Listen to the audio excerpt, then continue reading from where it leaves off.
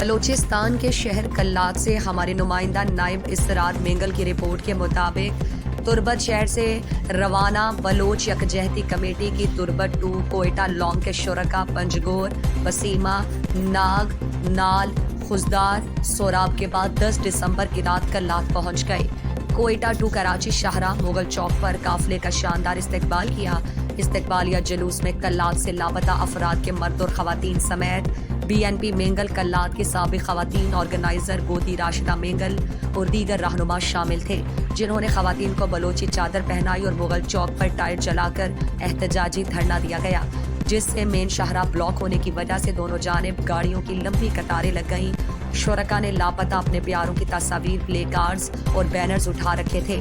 Banners پر مختلف لاپتہ افراد کی تصاویر اور مختلف جو نعرے ہیں وہ درج تھے۔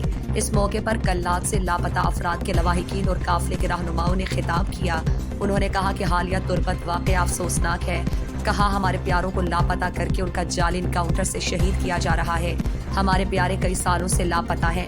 اگر انہوں نے کوئی گناہ کیا ہے تو انہیں عدالتوں میں پیش کیا جائے اور قانون کے مطابق مقدمہ چلایا جائے۔ مقررین کا کہنا تھا کہ نال تا کلات مختلف علاقوں میں ہمارے راستوں میں رکاوٹیں ڈالی گئیں اور ہمارے قافلے کو روکنے کی کوشش کی گئی۔ سوراب کے علاقے میں لاٹھی چارج کیا گیا۔ انہوں نے کہا ہمیں انصاف چاہیے، ہم انصاف کے لیے نکلے ہیں۔ جب تک ہمیں انصاف فراہم نہیں کیا جاتا ہمارا احتجاج جاری رہے گا۔ بعد ازاں شرکا پرامن طور پر منتشر ہو گئے اور منگچر کی جانب روانہ ہو گئے، پھر شاہراہ ٹریفک کے لیے کھول دی گئی۔ مزید دلچسپ معلومات اور خبروں سے آگاہ ہونے کے لیے Gedrosia point Facebook page, Instagram, Twitter کو فالو اور یوٹیوب چینل کو سبسکرائب کریں۔ بیل آئیکن بٹن دبانا نہ بھولیں۔